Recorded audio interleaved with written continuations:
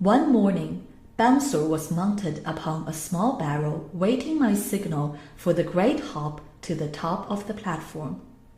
All my previous comments had been followed, and I had every reason to believe we would finish the act successfully.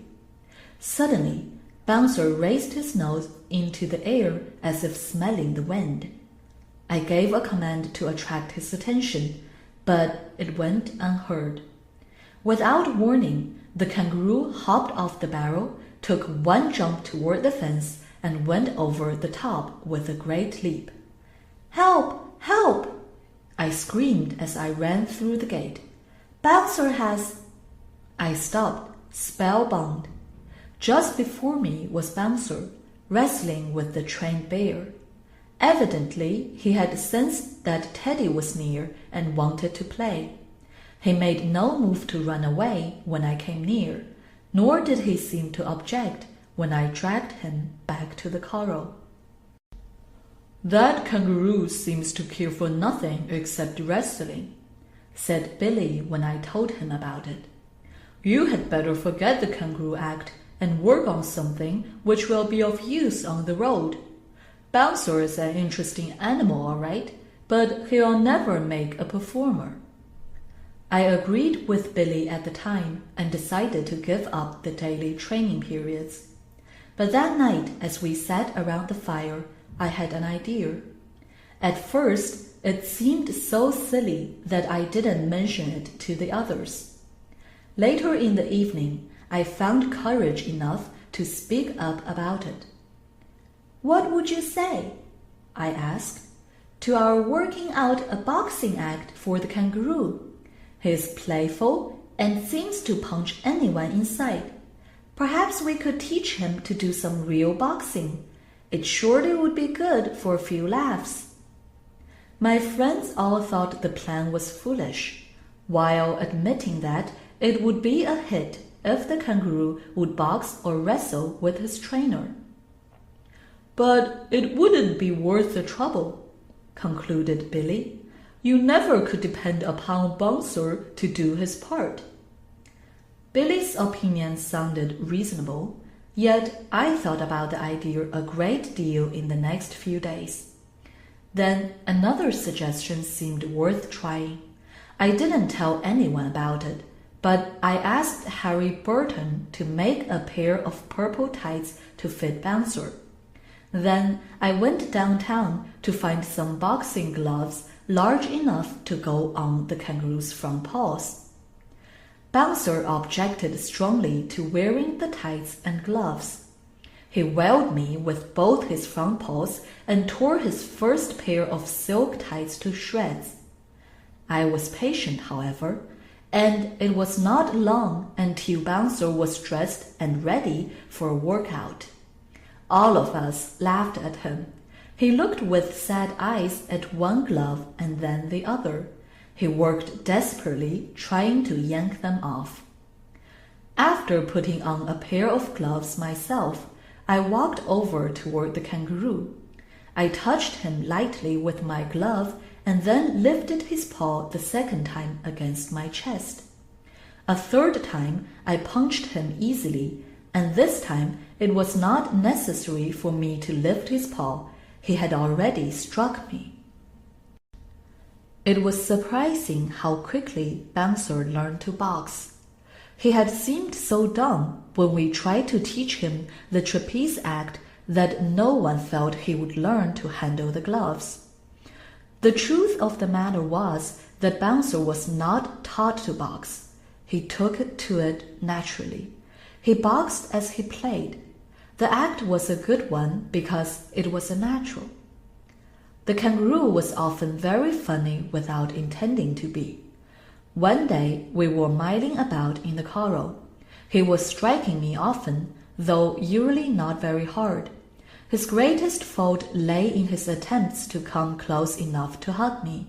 I had a feeling that such a habit might spoil the act. So whenever he threw his front legs around my neck, I hit him rather hard with my boxing gloves. This day he was very friendly and got a grip around my neck, which it was almost impossible to break. Partly in self-defense and partly because I wanted to teach him to keep away, I struck Bouncer very hard. The kangaroo slid away from me and sat down heavily on the ground. He looked up as if uncertain what to do next. He blinked his eyes and looked first at me and then at his gloves. I was afraid that my unintended blow had ruined our act, for when I went over to help him up, Bouncer scampered away on all fours. He had evidently had enough. It took all the persuasion of nearly a full box of sugar before he would exchange blows. The sugar had a magic way with him, though, and Bouncer would do almost anything to get it. He forgot his hurts and was soon busy again with his boxing. The first time the kangaroo act was used in the tent, it caused a great sensation.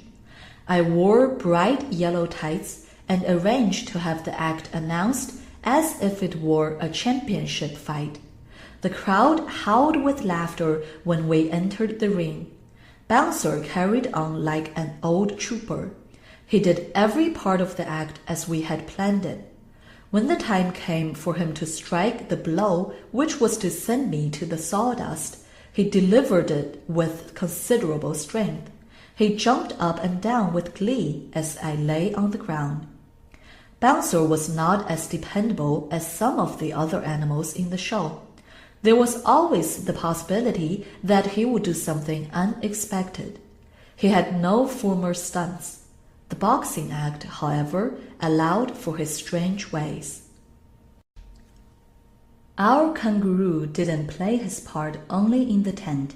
He was a boxer all the time. He was apt to strike anyone who interfered with what he wanted to do. On one occasion, however, he tried to use his skill to help a friend. Bouncer had become very fond of Billy.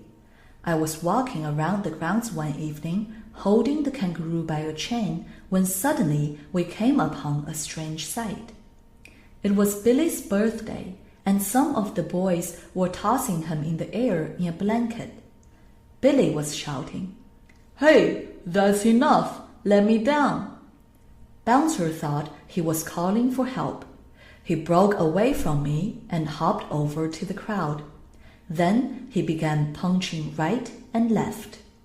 His blows were not hard, and the boys took it in good fun.